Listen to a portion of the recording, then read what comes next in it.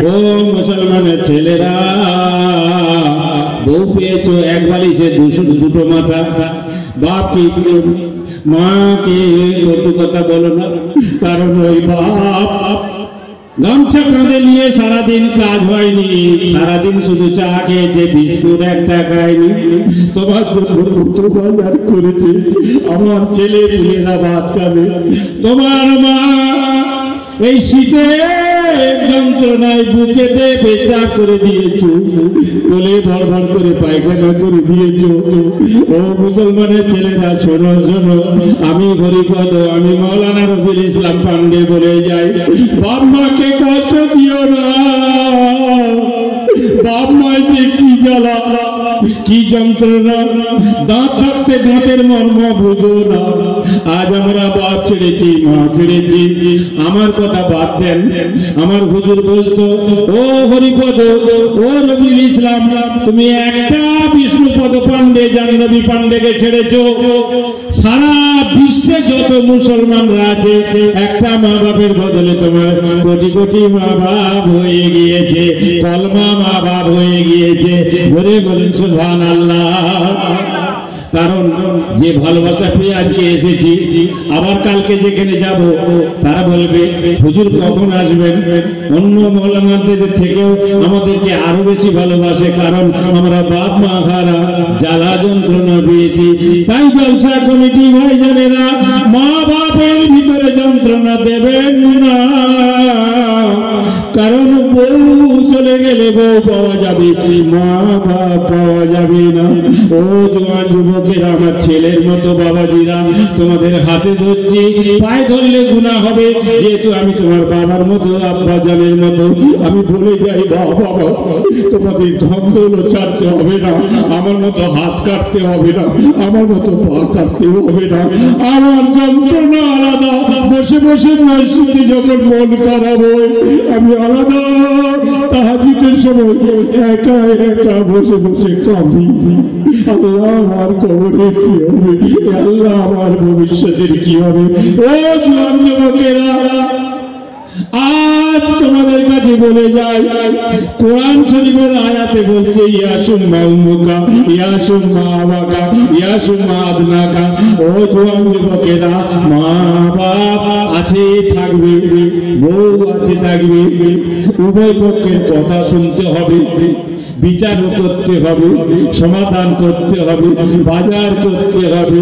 তুমি যখন কোলে ছিলে, তোমার বাবা মা কত কষ্ট করে খাইয়েছে, আজ বাবা মায়ের রোজগার নেই, ও তোমাদের ছেলে মেয়ে। এক একটা জলসায় চোখের পানি থাকে না, জানেন? গোলাম মুর্তজা একদিন, আমি উনি ছিলাম নয়া বস্তি কলকাতায়, জোরে বলছো, এতটুকু মুসলিম ছেলে ছোটবেলা থেকে শিখে শিখে শিখে যে আমরা শিরক করি না, শিরক অন্য ধর্মে আছে। তাই জীবনে কত শিরক করেছে বাবা, কত জায়গায় ঘর করেছি, কত জায়গায় গুনাহ করেছি, হাবুডুবু খেয়ে খেয়ে আমার ব্লাডটা সাদা হয়ে গেছে। আমার আল্লাহ মাফ মনে হয় করে দেয়নি। আমি কলমা শরীফ পড়ে হজর হজর নয়নে কাঁদছি বাবা, কাঁদতে কাঁদতে আমার হুজুর বলছে, ও বাবা হরিপদ, তোমাকে রবিউল ইসলাম নাম দিলাম, তোমার পূর্বের গুনাহটা আমার আল্লাহ মাফ করে দিয়েছে। জোরে বলুন, আর একটু জোরে বলুন। চিন্তা করে 10 মাস 10 দিন পেটে রাখবো, ছেলে হবে, আমার মুখে আগুন দেবে না। আল্লাহ সাম দেখেছেন? আমাকে কেউ মুসলমানের মেয়েকে লোভ দেখিয়ে কেউ মুসলমান করিয়েছে না? আমাকে 2 কোটি 2 লাখ 10,000 টাকা পুরো মুসলমানরা দিয়েছে? মুসলমানদের কাছে লোভে পড়ে আমি মুসলমান হইনি। কোর্টে যখন উঠি, আমার এফিডেভিট হয়েছিল, এফিডেভিটটা আছে, দেখবেন, আরামবাগ কোর্টে। আরামবাগের হিন্দু মানে জজ বলছে, মুসলমানদের কোন ঠাকুর দেখেছো? আমি কেন স্যার? কি ঠাকুর থেকে? মসজিদে কোনো তো ঠাকুর নেই, কি পাগল হয়েছে তুমি, মুসলমান হবে না? আমি স্যার, এই কোর্ট মানে শয়তানি এলাকা, আপনার সামনে বুঝিয়ে আমি উঠতে পারবো না। আমি I am Hindu by birth, that I have converted from Hindu to Muslim, পিরিত বাই কাস্ট কালমা তৈরি। আমি একটা পিরিতের মধ্যে রয়েছি।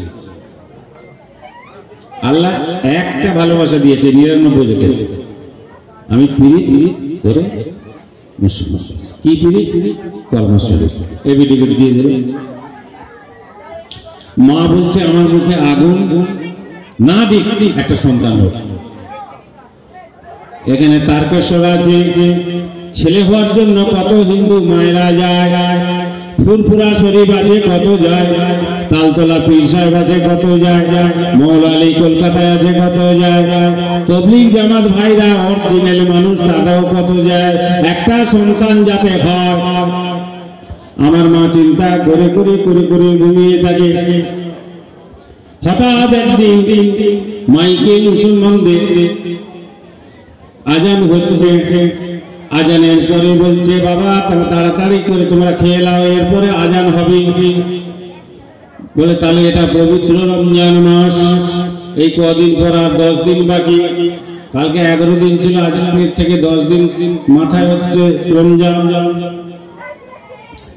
রমজান মাসে ভোরে খেয়ে নিতে হবে, সারাদিন উপবাসে থাকতে হবে।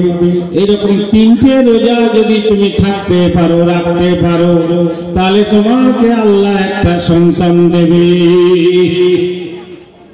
আমার মা বলছে রোজা কেমন রাখে আমি তো জানি, ফল, 1 গ্লাস দুধ, এগুলো খেয়ে রোজা রাখি আমরা।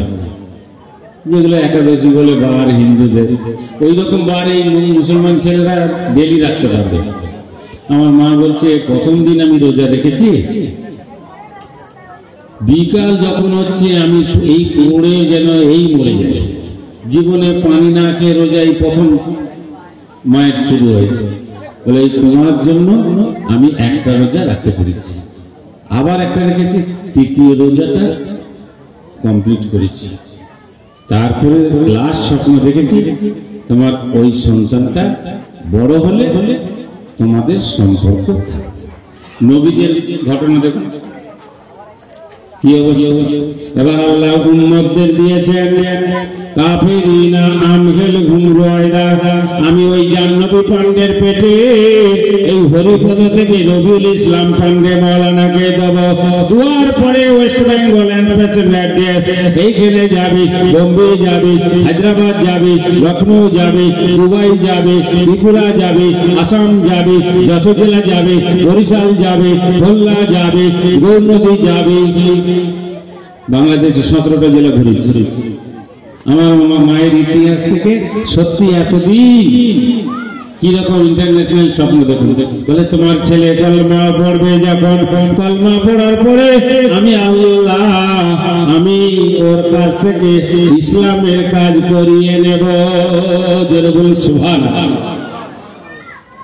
নামাজ পড়তে গেলে একটা ইবাদত। আমি মাকে ছেড়েছি, এই একটা ইবাদত। কারণ তুমি কাফেরের কাছ থেকে দূরে আছো। সে কাফের বললেন খারাপ নয়, আমার মা সারা জগতের মায়ের যেমন সম্মান, আমারও মায়ের সম্মান। আমার মা আমাকে দোয়া দিতেন, এখনো দিচ্ছে।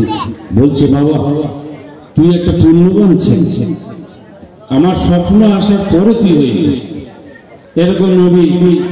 আপনি আমার নবী আমাকে কত স্বপ্ন জিবরাইলের মারফতে এসেছে। জিবরাইল আসসালাম আমরা উম্মত, আমাদেরও দেখাচ্ছে। আল্লাহ পাক এত বড় নিয়ামত দিয়েছে। গোলাম মুর্তজা সাহেব আমি কলকাতায় কতবার দেখা হয়েছে, বক্তার সম্রাট। আল্লাহ পাকের কি রহমত। আজকে দেখুন তিনি কবরের ভিতরে, ওই জ্বালাটা বিশাল, কবরের ভিতরে বিশাল জ্বালা। এবার আমি জন্ম হলাম, জন্ম হওয়ার পরে চতুর্দিকে লক্ষ্য রেখেছে এ তো চলে যাবে, কিভাবে যাবে একে গাইড দিতে হবে। 13-14 জন চাকর বাকর ছিল, পায়খানা পেশাব হ্যান ত্যান যার লাগে। এবার বড় হলো, বলে এর পইটা দিয়ে দাও, খাঁটি ব্রাহ্মণ। মুসলমানদের যেমন খাতনা একটা দায়িত্ব, হিন্দুদের একটা পইটা। সূরা মুমিনুন। মদ খাওয়া চলবে তো আল্লাহ পাকের কি রহমত, তোমাকে এখান থেকে চলে যেতে হবে। জলসার বক্তা বলতে জানাজা সবাই পড়বে, শত্রুপাটিরাও জানাজা পড়বে। মাটি দেওয়ার আগে গর্ত খোলা রয়েছে, তোমাকে ওখানে শোয়ানো হবে। তখন আমার বাবা চারতলার উপরে লুকানো ঘরে চোরের মতো আমাকে লুকিয়ে রেখেছে, কারণ আমি তো কলমা চুরি করতে যাচ্ছি, আমি একটা চোর। সমস্ত গ্রামবাসী যখন চলে আসবে,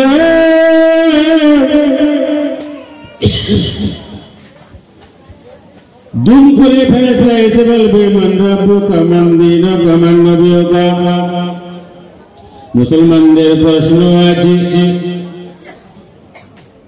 আল্লাহর কাজ যদি না করতে পারো তুমি বলতে পারবে না, নবীর কাজ না করতে পারলে তুমি বলতে পারবে না, দ্বীন ইসলামের কাজ যদি না করতে পারো তুমি বলতে পারবে না। তোমাকে এত মারা হবে, ওখানে জামিনদার কেউ থাকবে না। এক কোরআন শরীফ দোয়া দরুদ আর সারা রাত জলসা আমি শুনি। আমার কি হবে মরণের পরে, আমার মরণের পরে কি হবে, এটা আমি একটা পাগল হয়ে গেল। আসে কি একে ধরে নিয়ে এসছে, এত বড় একটা মাদলি, আমার ছেলেকে ভূত ধরেছে। এটা কি ভূত গো, কলমা চুরি করতে যাচ্ছি, কেউ সারাতে পারবে? পারবে কেউ পারবে? এমন সময় মাদলি তাবিজ পাওয়া 7-8 মাস ধরে ওই জায়গায় আমি থাকলাম। তারপরে রাত্রি অন্ধকারে চোরের টাইমে চুরি করতে হবে, কলমা চুরি করতে যাব। মুসলমানদের কাছে না গেলে আমি কলমা পড়তে পারবো না। রাত্রে ধরা পড়ে গেলাম। আমার মামার নাম হলো কেশব চন্দ্র পান্ডে। ধরে ফেললো, দড়ি দিয়ে বাঁধলো। এত উচ্চ বংশ পরিচয় ব্রাহ্মণ, তুমি কলমা পড়তে যাবে, আমাদের অপমান। এমন সময় এই হাতে তুমি আজান দেবে, হাত তোমার রাখা যাবে না। সঙ্গে সঙ্গে 22টা সেলাই ছিল, এই পা কাটা অবস্থা। মার্ডার কিডনি পাচার যেমন দস্যুরা ঘুরে বেড়াচ্ছে, এখন বস্তায় ঘুরে দেওয়া হলো, কাঁধে ফেরিওয়ালার মতো যাচ্ছে। আমি ওই বস্তার ভিতরে লা ইলাহা ইল্লাল্লাহ ছাড়া কিছু জানতাম না। রাখে আল্লাহ মারে কে, আমার আল্লাহ কিছুক্ষণ হয়তো রক্ত ঝরিয়েছে। কত লোক পায়ে ধরে আমাকে ঘর করেছে, ভগবান সেজেছিলাম। ওই হারামের রক্তগুলো হয়তো ঝরছে। আমার আল্লাহ আল্লাহ জানেন। এই রাসূলুল্লাহর মজলিসে বলে যাচ্ছি, বাবা নদীর পাড়ে ফেলে দিয়েছে ওই সময় ভাটা। জোয়ার আসবে, হরিপদ মারা যাবে, কলমা শরীফ মারা যাবে, আর আমাদের অপমান হবে না। ওই যে জোয়ার আসবে নদীর ভিতরে, মা গঙ্গা হিন্দুরা বলে, আর মুসলমানদেরকে আল্লাহ ডিউটি করার জন্য নদীর ভিতরে রেখেছে খজ খিজরি আলাইহিস সালামকে। আমার কলমা প্রচার করার জন্য ওই বান্দা অবস্থার ভিতরে আছে। নৌকা ডুবি হয়ে যায়, জাহাজ ডুবি হয়ে যায়। এই ডুবানো বাচ্চা নয়, একে মেরে দেওয়া হয়েছে, হাফ মেরে দেওয়া হয়েছে, হাফ মারার অবস্থায় বসে আছে। ওই সময় এক সময় এক বুজুর্গ একজন এসে জলসা করতে যাবে, নদী বেড়াচ্ছেন। ওই সময় বস্তা খুলে দেখে লড়ছে বস্তাটা। বস্তার ভিতরে কে যেন ইল্লাল্লাহ লা ইলাহা ইল্লাল্লাহ বলছে। এই অবস্থায় আমাকে পিজিতে ভর্তি করেন।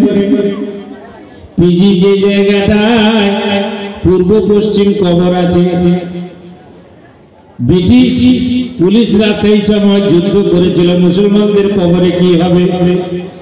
আল্লাহর ওলি দেখে দিয়েছিল কত ব্রিটিশ পুলিশ মারা গিয়েছে যুদ্ধের অত্যাচারে, কোন কারণবশতে। উত্তর দক্ষিণের কবর জ্যান্ত যে কবর হয় তার প্রমাণ দেখে দিয়ে গেছে। সেই পিজিতে শুয়ে রয়েছে। আমি সুস্থ হওয়ার পরে আর বাড়ি যেতে পারবো না, আমার গার্জেন নেই, এদিকে মুসলমান হয়নি, মুসলমানরাও আসবে না, হিন্দুর ঘরও যেতে পারবো না। আমার মা ওই জায়গায় পাগল হয়ে গিয়েছে। আমার ছেলে কোথায় শুনে নিয়েছে, ছেলেকে মেরে দিয়েছে। এমন সময় মা এই হসপিটালে যায়, ওই হসপিটালে যায়, কলকাতায় এখানে ঘুরতে ঘুরতে খবর পেয়ে আমার বেডিং এর কাছে গিয়ে বলে, বাবা আমি প্রাণ ভরে দোয়া করে যাচ্ছি, তুই এখান থেকে রাস্তায় হেঁটে হেঁটে যেদিকে চোখ যাবে চলে যাবি বাবা, আর বাড়ি জিন্দেগি তুই যাবি না, আমার কি হবে কবরে। এই কথা আমার হসপিটাল মুখ থেকে বেরাচ্ছে। 60 থেকে 70 কিলোমিটার রাস্তায় হেঁটে হেঁটে হেঁটে হেঁটে জঙ্গলে কয়েকটা রাত কাটালাম। খিদার্ত অবস্থায় পাতা খেলাম। তারপর সুস্থ হয়ে মুসলমান বস্তিতে বস্তিতে এরকম জলসা বিরিয়ানি খেয়ে খেয়ে ঘুরেছি। আবার একটা প্যান্ডেলে দেখছি আমার কাকা বাবু জলসা করছে, মদন মোহন এই এলাকায় এসেছে। আমাদের ইমাম সাহেব বলছিল মৌলানা আব্দুর রাজ্জাক, তার বাবা আমার ঠাকুর দাদা নন্দীগ্রামে এখনো পুজো করতেছে। আল্লাহ পাক আল্লাহ তাআলা ওই প্যান্ডেলে মাদ্রাসার কাছে গিয়ে কলমা শরীফ পড়ে মুসলমান হয়ে গেলাম। জামা নাই, জামা নাই, খাবার ঠিকানা নাই, রাত্রে শুভ প্ল্যাটফর্মে নাম্বারও নাই। একদিন জামা পেলাম, মুসলমান ভাইরা দান করেছে প্রচুর জামা, ময়লা হয়েছে, সাবান নেই। মাদ্রাসার ঘাটে মৌলানা গুলো, যেমন এই একটা মৌলানা সাহেব, ইনি একটা মৌলানা ইমাম সাহেব, ইনারা মা ছেড়েছে, বাপ ছেড়েছে। আমার মতো 1 বছর মাদ্রাসায় সবে বরাতে ছুটি নিয়ে বাড়ি আসে। তবে গত মার্কে কোরআন শরীফ পড়ে পুরো আপনাদের গ্রামের দায়িত্ব নিয়ে কাবাতে শরীফে আল্লাহু আকবার কয়েকটা বেতনের মজুরিতে আমাদের ইমাম সাহেব হয়েছে। এই ইমাম সাহেবরা বাপ মা ছেড়ে 1 বছর পর যখন বাড়ি আসবে তাদের কত বেদনা।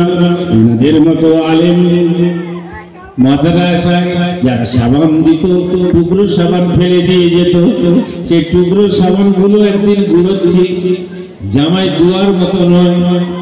পিছন দিক থেকে যিনি আমাকে মুসলমান করিয়েছেন এসে বলছে, বাবা রে বাবা, এই জামার ময়লা তুমি বের করছো, তোমার মনের ময়লাটা আল্লাহ মাফ করে দিয়েছে। ও বাবা রবিউল ইসলাম, আমরা মুসলমানের ছেলে যেটা না পেরেছি, তুমি বাবা আজ গৌরবের বিষয় আমি দোয়া করে যাই, আল্লাহ তাআলা তোমাকে বড় করাবে। হয়তো দুনিয়াতে তুমি বেশি কাঁদবে, অভাব হবে, ওই অট্টালিকা হারামের পয়সা ফেলে দিয়ে এসেছো, তোমার কবর থেকে কিয়ামতের ময়দান পর্যন্ত আল্লাহ উপকার করাবে। এইটুকু দোয়া করেছি। আল্লাহর কি হ্যাঁ। তারপরে আল্লাহ তাআলা কাছে দোয়া করতাম, এ আল্লাহ তাআলা আমার জবানটাকে আপনি পাক করে দেন, সারা জীবন এমন ভাষা বলবো, সারা জীবন এমন কাজ করব, আমার আমলনামায় যে লেখা হবে, 2টো চেয়ার নিয়ে প্রত্যেক মানুষের 2টো বগলে ফেরেশতা বসে আছে কলম নিয়ে, কে কি করছে, চা দোকানে, পান দোকানে, অন্ধকারে আলোতে, সব লেখা হচ্ছে কেরামিন খাত কাতেমিন। আর হিন্দু ধর্মের এই কপালে নারায়ণ বসে আছে। তাহলে এখানে যদি নারায়ণ থাকে, এখানে যদি ফেরেশতা থাকে, চুরি কোনো ধর্মের মানুষ করতে পারবে না। আমার আল্লাহ তাআলা বলছে, ও বাবা তুমি কাফের ছিলে, বেদিন ছিলে, ও রবিউল ইসলাম শোনো শোনো, আমি আল্লাহ তাআলা তোমার দোয়া কবুল করব। কেন? তুমি এতিম, তুমি মিসকিন, তোমার বাপ নেই, তোমার মা নেই, তুমি ঘর ছাড়া, তুমি জন্মস্থান ছাড়া, আমার নবীজি বন্ধুর মতো আল্লাহ তোমার উপরে রহমত করুন। হাদিস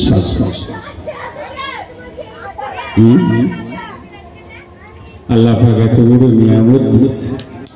আল্লাহ তাআলা এত সুন্দর আপনার আমার উপরে রহমত করেছে, সেই রহমতটা আলাদা জিনিস। যেটা ওই শায়েরটা বলছে, ফরজ খোদাকে জিসনে ওয়াদা করছে, কাল সারাদিন থেকে কাল রাত আজ দুপুর পর্যন্ত কে কি মনে করেছে চিন্তা করে না। फर्ज खुदा के जिसने वादा के उसने नियामत तो पाए দুপুরে মনটা বুলবুল করছিল, আল্লাহ একটু শুকনো করো, মানে পানিটা রাও, এখান থেকে বারবার আমার কাছে ফোন যাচ্ছে, তাহলে এই পানিটাও তো রাও জি। ট্রেন অ্যাক্সিডেন্টে পাল্টে যায়, আমি তো প্যান্ডেলটা উল্টে পড়ে মরে যেতে পারতাম যে। আল্লাহ পাক বলছে अभी वक्त है समझ जब, এই যে এসে এত প্যান্ডেল ভর্তি হয়েছিল, আল্লাহ বলছে अभी वक्त है, এখনো সময় আছে, समझ जब বাঁধে সবুর করো আর গুনাহ से तू तौबा कर ले। जिंदगी का क्या भरोसा। ওই আলিম সাহেব আজ কবর হয়েছে, আর ও বাঁচবো না, জান্নাত का तू सौदा कर ले। জোরে বল সুবহানাল্লাহ। আল্লাহ পাক এত বড় নিয়ামত দিয়েছে। আমার আপনার দয়ার নবী দো জাহানের বাদশা তাজদারে মদিনা এসে বলছে, যাকে তুমি পূজা করছো মাটি, ভিতরে খড়, মাঝখানে বাঁশ আছে, ঠাকুর প্রতিমা তৈরি হয়, এই এলাকায় আমার হিন্দু ভাইদের যেমন পুজো হয়, নবীজি এইরকম বলেছিলেন, বাঁশের মালিক আল্লাহ, মাটির মালিক আল্লাহ, খড়ের মালিক আল্লাহ। এই যে সর্ষে এখন চাষ হচ্ছে আপনাদের, সর্ষের মালিক কে? সর্ষে আনতে পারবেন না, তার মালিক কে? আল্লাহ। আর অতিরিক্ত ফসল পাবেন ঝড় পানি না দিলে, তার মালিক আল্লাহ। তার মানেটা বলতে হবে, বললে তো হবে না। মালিকটা কেন হতে যাবে? তিনি মালিক বলেই আয়াত দিয়েছেন, মন্ত্র দিয়েছেন, আমি সারা বিশ্বে 18 লক্ষ মখলুকাতের মালিক, যেটা বলি সুবহানাল্লাহ। এত সস্তা নয়, হ্যাঁ আল্লাহ পাক এত সুন্দর দিয়েছে। শাহজাহান বাদশা একটা মসজিদ করেছিল দিল্লিতে, যার নামাজ 40 বছর কাজা নেই, সে ইট একটা নিয়ে এসে ভিড় দেবে। কত মসজিদের ইমাম সাহেব, কত মানে সব কেউ এলো না, লাস্টে নিজেই ভিড় দিল। তার মানে কি? তার 40 বছর নামাজ কাজা না। চিন্তা করতে আল্লাহ পাক এত বড় আমল করতে, অন্য কিচ্ছু। আমি এসেছি আপনাদেরকে নামাজ পড়ার কথা বলতে হবে, কিন্তু আমার ক্ষমতা নেই বলার, কারণ আপনারা জানেন সব, তবু বলার কর্তব্য বলতে হবে।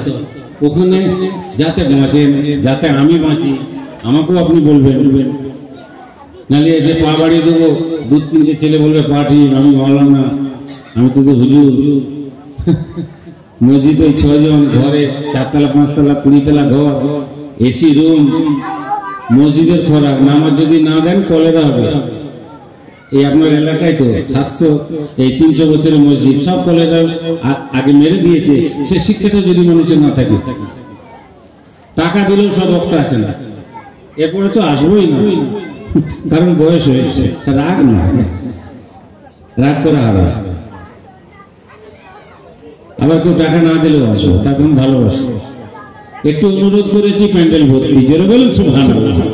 হ্যাঁ तैयबा के जाने वाले हाजी तू मक्का को जाना देख लेना दे यारी तू सोनार मदीना। কয়েক বছর আগে পাসপোর্ট করেছে, হজে যাবে, বুঝলেন, রাস্তায় অনেকে মরেছে, ঘরে মরেছে, মদিনা শরীফে আগুন লেগেও মরেছে। মদিনা দেখতে হবে, মদিনা যেতেই পারি যত সম্ভব 94 সালে। হ্যাঁ, আমার ভাই যারা যেটা বলতে চেয়েছিলাম, তাই পাশে কি ধরলো, বলার পরে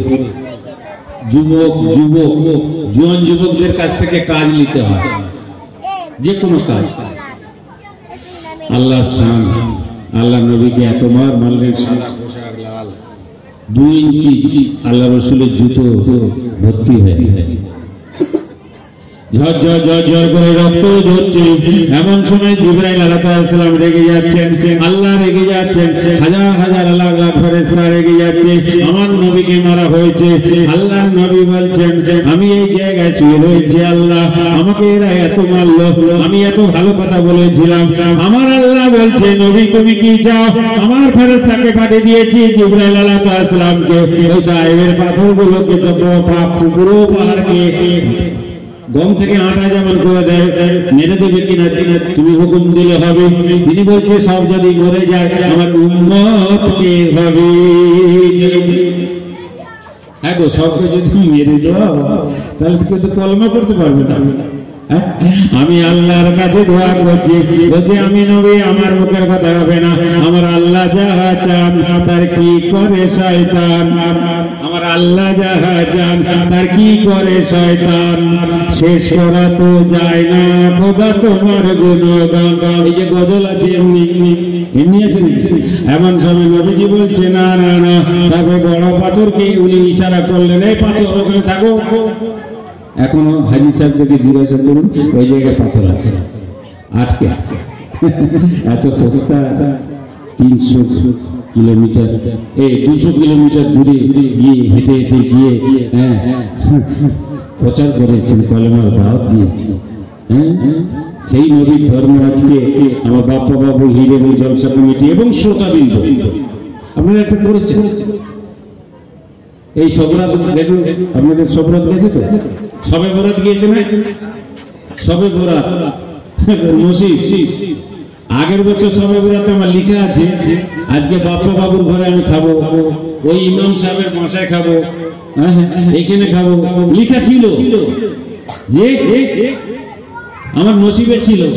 এই ফেসবুকে দেখুন আমার নাম আছে নেই, আল্লাহ বলছে তোমার ভাগ্যে আছে। তেমনি আপনাদেরকে আমি পাবো, দেখতে পাবো, এবং আপনারা আমার জন্য দোয়া করে যাবেন, এবং আমার নসিব ভালো। হ্যাঁ, সব জায়গায় টাকা যায় না, মন যায় না, ভালোবাসা আলাদা জিনিস। এই কত টাকা কত দিকে যাচ্ছে, ঠিক আছে, লাভ এই ছাতি আলাদা, আর গুজগুজ এ ছাতি আলাদা। কলকাতায় 200 মসজিদে 150 মসজিদে এখনো আজানই হয় না, ছাগল গরু বেঁধে রেখে দিয়েছে। হ্যাঁ, 10 টাকার হিন্দুদের। আমার ভাই জানেরা, দোস্তরা, এমন নামাজ পড়তে হবে, এমন আমল করতে হবে, আল্লাহ তাআলা এমন আমাদের আমল করতে হবে আমাদেরকে দেখে যেন মানুষ ভয় করে। কোরআন পাকে সব আছে, আল্লাহ তাআলা বলেছেন তোমরা একটু আমল করো, একটু বুকে ডর লাগো, একটু ভালোবাসা দাও, ইন্টারেস্টিং করে দাও। তুমি কিন্তু যদি না ভালোবাসো, কোরআন তোমাকে ভালোবাসবে না। জি গানে পাবন বলিরাজং গানে ইন্দ্র মহাবলম তেনে প্রেম প্রতিমা পণ্যেং রক্ষমা চলাচল। এরা কি পূর্ণিমা হয় না? প্রত্যেক 1 মাস খোল করতাল বস্তমরা বাজাবে, পূর্ণিমা হলে চাল তুলবে, এটা হিন্দু ধর্মে আছে। আর মুসলমানদের সবে বরাতে তুমি চেয়ার বের করবে, ইমাম এসে একটু পড়বে, তুমি ঘরে শরবত আনতে যাবে, এসে দেখবে পড়া শেষ। বেয়াদবি মাফ করবেন, দুটো ইমাম আমার কাছে আছে, ইনাদের বদনাম হচ্ছে, বদনাম নয়, কত পড়বে তোমার বলো, তুমি তো 30 টাকা দেবে, আর ওনার বেতন কত হবে? ইমামের বেতন 5000, একটা ইমামের সংসার 5000 চলবে? হ্যাঁ কি না বলবেন? 10,000-এ চলে আমাদের? 10,000 মানে কি 300 টাকা, 350 টাকা চলে? যে মজুর কাটে 500 টাকা, তার চলে না, ইমামের কেন চলে? সে উঠতে বসতে দোয়া পড়ে, তার বউ দোয়া পড়ে, তার বাচ্চারা দোয়া পড়ে ঘুমায়। আপনাদের বাচ্চা, আপনাদের বেবিরা যদি দোয়া পড়ে ঘুমায়, আপনাদের বাচ্চারা যদি দোয়া পড়ে খায়, আল্লাহ তাআলা কোন দানাতে কি রকম বরকত দেবে তোমরা জানো না।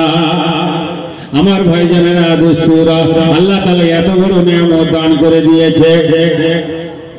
আমার পরে যে মৌলানা আসবে, হাজি স্যার, উনার দেশে জলসা করতে গিয়েছি, সকালে নদী ধারে দাঁড়িয়ে আছি, আমি জানিনি যে বান আসবে, বন্যা নয়, বান, তাল গাছের মতো উঁচু পানি, হঠাৎ নদী, ক্যানিং যে লোকাল যায় না শিয়ালদা থেকে, ক্যানিং এ লাশ, ওই নদী। 7:30টার সময় একজন বলছে আপনাকে ছাড়বো না, ক্যানিং মস্তান মঞ্জিল একটা পীরের আছে, ওখানে জলসা আমার মানে প্রোগ্রাম ছিল, সকালে নদীর ওপরে আছে, আমি বাড়ি কেন আসবো, এটা সেরে যাবো।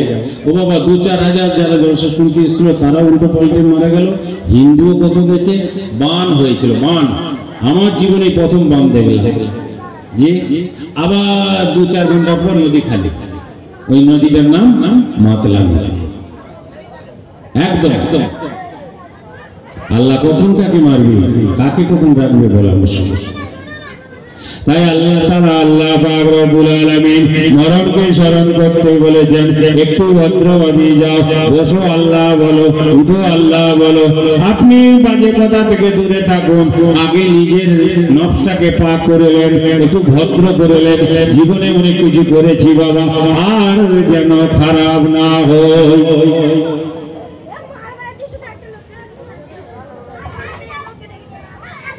পেশাব যদি না করা হয়, কুলুপ যদি না লোয়া হয়, পানি যদি না লোয়া হয়, উজু যদি না করা হয়, আপনি 1 থেকে আপনি কলেজে যেতে পারবেন না। ইমাম সাহেবরা কম বেতন পেয়ে এবং আপনাদের ভালোবাসা পেয়ে 1 বছর মা বাবা স্ত্রী পুত্র বাচ্চাদেরকে ছেড়ে আপনাদের গ্রামে পড়ে থাকে, ওই ইমাম সাহেবরা আপনাদেরকে ট্রেনিং মাস্টার হিসাবে থাকে, ওনাদের কাছে একটু জেনে নেবেন, আমল করলে কি হবে, উঠতে গেলে কি হবে, বসতে গেলে কি হবে। ওই ইমাম সাহেব হলো আমলের হেড অফিসার।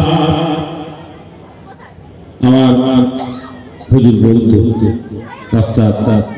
বাবা আমরা মুসাফির, অনেক জায়গায় নামাজ পড়ি আবার পড়িনি, কিন্তু ইমাম সাহেবের নামাজ কাজা নেই, ওদের দোয়া আগে করি হবে, জোর বলছো। হ্যাঁ, আল্লাহ পাকের এমন সুন্দর জিনিস এক একটা জায়গায় এক এক রকম হয়ে রয়েছে, কিন্তু কোন কান দেবে না, গুজবে কান দেবে।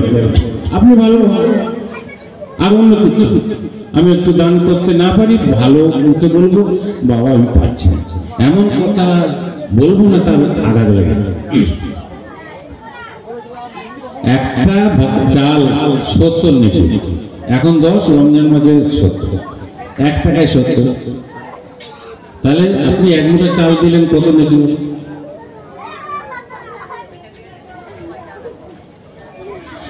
আল্লাহ পাক এত বড় নিয়ামত দান করেছেন, আমারও তো ভাগ্য ভালো, আপনি আর আমি। মুসা আলাইহিস সালাম নবীর জামানায় আমরা তো জন্ম হয়নি, মুসা নবীর জামানায় একজনের নাম হযরতে জান্দালা রাদিয়াল্লাহু তাআলা আনহু, তিনি বলছেন আমি ইনজিল, জবুর, তৌরাত আর কোরআন শরীফ, ইসলাম ধর্মের 4টে কিতাব, মুসা নবীর জামানায় ওই কিতাব উনি পড়তে দেখছে মুহাম্মদ নবী কবে আসবে ঠিক নেই, সেই মুহাম্মদ নবী কি করেছে, সেই মুহাম্মদ নবী নাম এত জায়গায় কেটে ফেলে দিল, মানে কেটে দাগ দিয়েছে।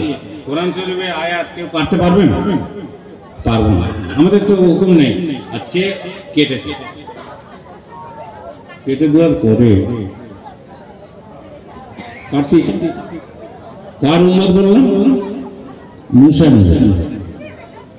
কেটে দেওয়ার পরে তখন নবী আসেন, কাটা শেষ, কি করেছে জানো?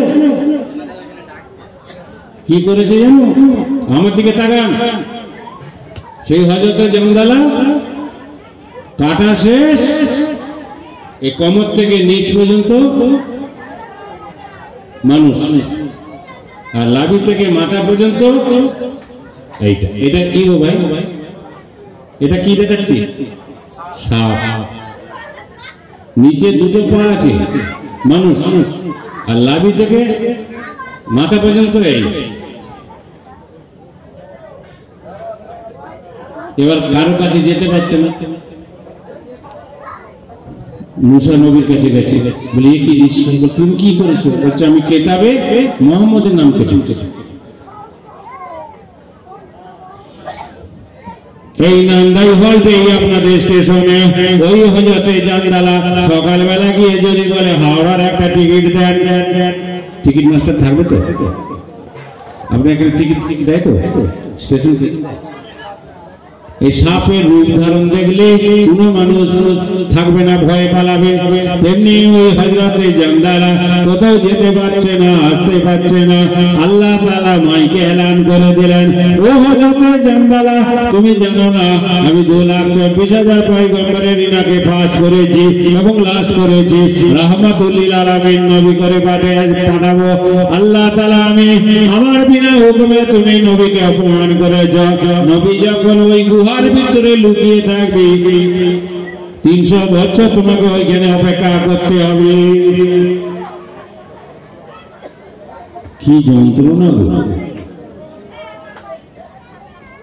গর্ত খুলে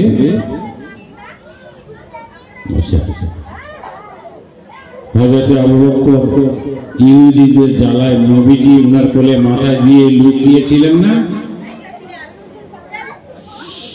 হযরতে আবু বকর সিদ্দিক রাদিয়াল্লাহু তাআলা আনহু উনি কিন্তু এমন সময় ঝরঝর করে কাঁদতেছেন, এমন সময় কান্নাকাটি করতে করতে ওনার চোখের পানি আল্লাহর নবীর গায়ে পড়েছিল। নবী বলে কাঁদছো কেন বাবা? আবু বকর বলে হুজুর আর যন্ত্রণা সইতে পারি না, ওই জায়গায় নয় এই জায়গায় নয়, আমার এমন একটা জায়গায় বার দংশন করছে। কত রকম বিয়াদব! আমি নবী, আমি রাসূলুল্লাহ, আমি রাসূলুল্লাহ, আমি নবী, আমি থাকাকালীন যদি তোমাকে দংশন করে এরপরে ইসলামের কি হবে? দেখি কে পাটা সরিয়ে দাও। আবু বকর তুমি কে? বলছে ইয়া রাসূলুল্লাহ। হাউ হাউ করে কাঁদছে হযরতে জামদালা রাদিয়াল্লাহু তাআলা আনহু। বলে ও নবী গো, ইয়া রাসূলুল্লাহ, আপনি সাল্লাল্লাহু তাআলা আলাইহি ওয়াসাল্লাম আপনার অপেক্ষায় 300 ইয়ার্স অনলি 300 বছর ধরে আমি গুহার ভিতরে অপেক্ষায় আছি আমার আল্লাহর হুকুমে। আপনি রাহমাতুল লিল আলামিন, আপনি যদি দয়া না করেন আমার এই অর্ধেকটা বডি মানুষ আর অর্ধেকটা সাপ আমার আল্লাহ করে দিয়েছে। ইয়া রাসূলুল্লাহ, ইয়া হাবিবাল্লাহ, আপনার আমার নবী এত দয়ার নবী, এত সুন্দর নবী, এত প্রেমের নবী, উনি কিন্তু এত বেদনা পেয়েও হাত দুটি তুলে দোয়া করলেন, আল্লাহ তাআলা তুমি হযরতে জামদালাকে ক্ষমা করে দাও। কি গো, সেই নবী কলমা দাও দিতে গেলে তোমরা শুকনো মাছ নালে কাঁচা মাছ দাও না দাওনি? কলমা দাও দোয়া যাবে না? যাবে না? কোন পীর কি বলছে? নামাজ না পড়ে শুয়ে পড়ো? বলো বলো। কেউ পীর ধরেছেন, পীর কি বলছে? নামাজ না পড়ে শুয়ে পড়ো? বলেনি তো? তাহলে পীরের দোষ নেই? আর তোমাদের ইমাম সাহেবরা কি বলে? নামাজ পড়ো। তবলিগ জামাত কি বলে? নামাজ পড়ো। আজান কাছে কি বলে? কলকাতায় আছে হেড অফিস সব, তো তোমার নামাজ পড়ো। নামাজ ছাড়া করতে যেতে, তাহলে কি হলো? আমরাই ঠিক, আমাদের ঠিক আছে। তাই দোস্তরা, আল্লাহ পাক আল্লাহ তাআলা আমাদের নামাজের ভিতরে আরো বেশি ভোজনের কাজ করতে হবে। একটু ভাঙড় থানাতে একটা কোরআন শরীফকে অপমান করেছিল বলে যুবক মেয়েকে কি করলো, গিরগিটি বানিয়ে দিল। আমি ওটা দেখার জন্য বোম্বে গিয়েছিলাম, বুঝলেন, বন্ধুরা সাথে। কিরকম দেখুন, আল্লাহ দেখাচ্ছে আমাকে কাঁদালে কাঁদালে, তবু আমাদের বুকে ভয় নেই। কি অবস্থা বুঝা গেছে? কত রকমের আমরা ঘুরছি। জোরে বললে হিন্দুরা বকবে, মুসলমান কি হলো, কাকের বাচ্চা। না